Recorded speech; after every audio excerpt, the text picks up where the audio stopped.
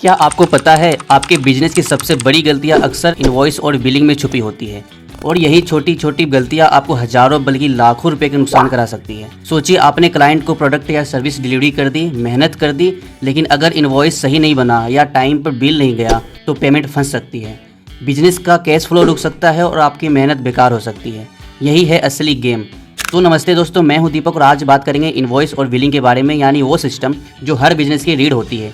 इस वीडियो में आप जानेंगे इनवॉइस आखिर क्या होता है और इसमें कौन कौन सी जरूरी डिटेल्स डालनी चाहिए, बिलिंग्स को स्मार्ट तरीके से कैसे मैनेज करें ताकि देर से पेमेंट ना हो, और कुछ ऐसे सीक्रेट टिप्स जिनसे आप अपने बिजनेस का कैश फ्लो हमेशा पावर में रख सकें। तो अगर आप भी चाहते हैं कि आपका बिजनेस बिना रुकावट स्मूथ और प्रोफेशनल तरीके से चले, तो आपको कभी पेमेंट के लिए क्लाइंट के पीछे भागना ना पड़े, तो यह वीडियो आखिर तक जरूर देखिएगा। चलिए समझते हैं इनवॉइस क्या होता है। सबसे पहले दोस्तों ये समझते हैं कि इनवॉइस और बिलिंग और परचेज ऑर्डर और दूसरा डिलीवरी चालान, इन चारों में क्या बेसिक डिफरेंस है। दोस्तों आप परचेज करने से पहले कुछ भी आप ऑर्डर करते हो सर्विस प्रोवाइडर से और उस डिटेल्स को एक पेपर में लिख कर देते हो, उस पेपर को हम परचेज ऑर्डर बोलते हैं। मीन्स उस पेपर पे लिखी सारी डिटेल्स के अकॉर्डिंग सर्विस प्रोवाइडर आपको वो सर्विस प्रोवाइड करता है या वो सामान देता है। दोस्तों परचेज ऑर्डर के बाद जब डिलीवरी के लिए आपके पास सामान आता है, साथ एक और पेपर्स जाते हैं, जो पेपर्स को डिलीवरी चालान बोलते हैं। डिलीवरी चालान में दोस्तों सारी डिटेल्स होती है जो परचेज ऑर्डर के टाइम पे आपने उस पे लिख करके दिया होता है। आप उससे मैच करके वो सारी चीजें डिलीवरी करवा सकते हो। मीन्स ये है कि परचेज ऑर्डर में जो चीजें आपने दिया है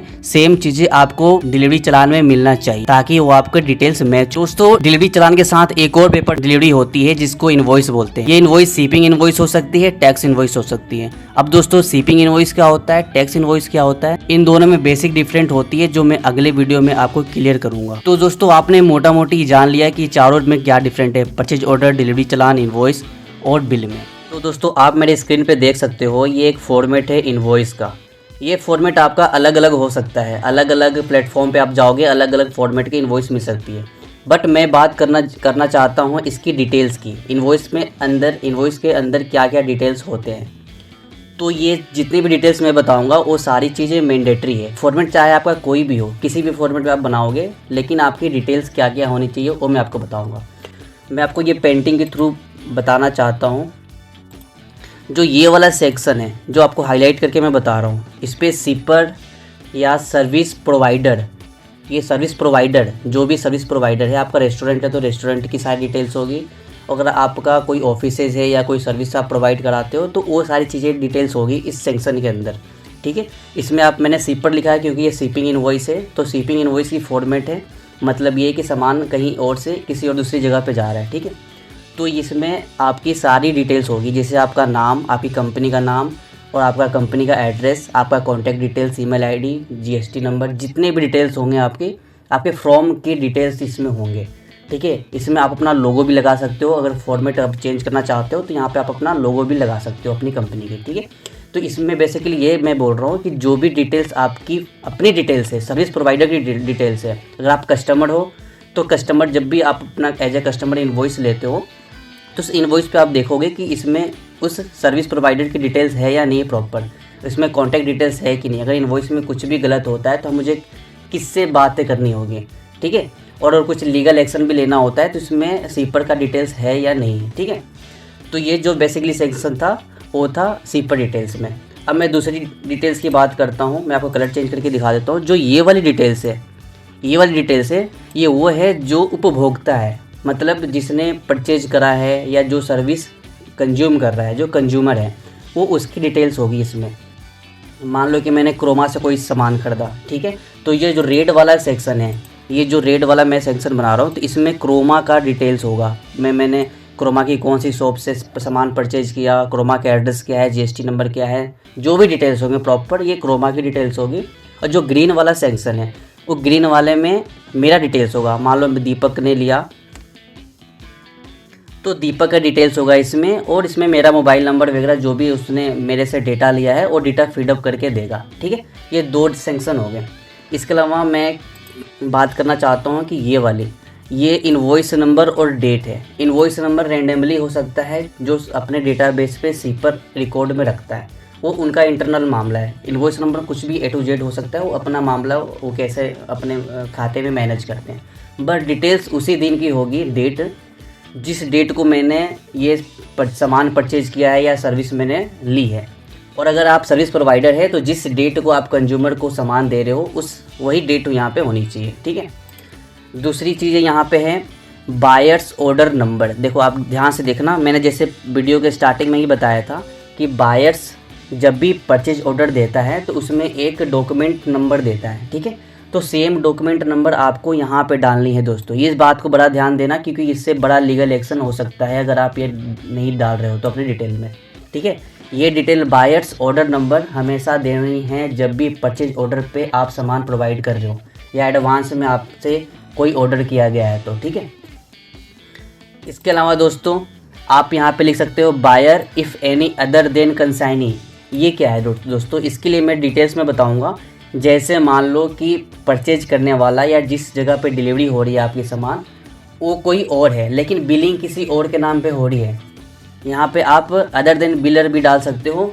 ये बिलिंग जिसकी और किसी के नाम पे होने वाली है जो ये कंसाइनी से डिफरेंट है। ये जो मैं ग्रीन कलर के हाईलाइट कर रहा हूँ आप ध्यान से देखना, ये ग्रीन कलर वाला एड्रेस अगर बिलर की डिटेल से डिफरेंट है तो आपको ये ऑरेंज वाले में अलग कॉन्टैक्ट नंबर डालना है, ठीक है। जैसे मान लो एग्जांपल के लिए मैं बता रहा हूँ कि मैंने क्रोमा से ऑर्डर किया, ठीक है। तो क्रोमा की डिटेल यहाँ पे होगी, ठीक है। लेकिन मैं अपने माँ के लिए कुछ सामान भिजवा रहा हूँ, माँ के लिए मैंने मान लो फ्रिज भिजवाया तो मेरा माँ का जो डिटेल्स होगी वो कंसाइनी में डिटेल्स होगी। जो ग्रीन वाला मैंने बना रखा है इसमें क्योंकि डिलीवरी यहीं पे होनी है तो माँ की जो डिटेल्स होगी, माँ का जो एड्रेस होगा वो मेरे कंसाइनी में होगा। लेकिन बिल कौन कर रहा है, पेमेंट कौन कर रहा है, पेमेंट मैंने किया है। तो जो मेरा डिटेल्स होगा, जो दीपक का डिटेल्स होगा ये ऑरेंज वाले सेक्शन में होगा, ठीक है। समझ में आ गया, गॉट इट। तो ये 3 एड्रेस मैंने बिलिंग और कंसाइनी जो भी डिलीवर वाला एड्रेस है और शिपर तीनों का मैंने एड्रेस की कंफर्म बता दी। उसके अलावा दोस्तों ये सबसे इम्पोर्टेंट बात होती है, ये टर्म्स ऑफ पेमेंट और टर्म्स ऑफ डिलीवरी। वो पेमेंट टर्म्स ये सबसे इम्पोर्टेंट चीज़ होती है। इस पर काफ़ी कन्फ्यूजन होती है सबको, एक्सपोर्टर को भी और सर्विस टेकर को भी, कि इसमें CIF क्या होता है, C&F क्या होता है, FOB क्या होता है, AP क्या होता है, DA क्या होता है, DP क्या होता है।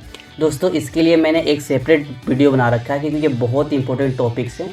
इसमें मैंने एक सेपरेट वीडियो बना रखा है। अगर आपने अभी तक नहीं देखा है तो मैंने आई बटन पे यहाँ पे वीडियो दे दूँगा, वीडियो के लास्ट में भी आप क्लिक कर सकते हो, मैंने डिस्क्रिप्शन पे भी दे दिया है। ये चीज़ें आपको ज़रूर देखनी चाहिए अगर आप सर्विस प्रोवाइडर हो और आप एक्सपोर्टर हो तो। ये कस्टम्स की सबसे इम्पोर्टेंट रूल में आता है दोस्तों, ठीक है। तो अभी मैं इस वीडियो में इसकी डिस्कशन नहीं करूँगा क्योंकि मैंने सेपरेट वीडियो बना रखी है, तो आप ज़रूर देख लेना। इसके अलावा दोस्तों ये वाला सेक्शन जो आता है, ये जो डिटेल्स है ये प्रोडक्ट का डिटेल्स होती है कि मैंने क्या खरीदा या service provider as a service provider आपने क्या कंज्यूमर को दिया। इसके डिस्क्रिप्शन बहुत ज़रूरी है दोस्तों, इसमें आपको डिटेल्स में डालना है।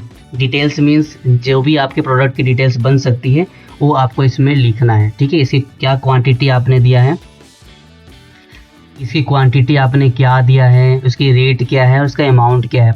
इसमें अगर आपने टैक्स लिया हुआ है, GST लिखा हुआ है तो एक और कॉलम बन जाएगी कि टैक्स आपने कितना लिया है, GST कितने, IGST कितना है, SGST कितना है, वो प्रॉपर आप इसमें बना सकते हो। क्योंकि फॉर्मेट ये सिंपल इनवॉइस का है, शिपिंग इनवॉइस का है, इस वजह से सारी डिटेल्स नहीं आई हैं। तो इसमें आप अपना प्रॉपर रेट डाल सकते हो दोस्तों, डालना ही है ताकि वो कोई कंज्यूमर लीगल एक्शन आपके खिलाफ ना ले।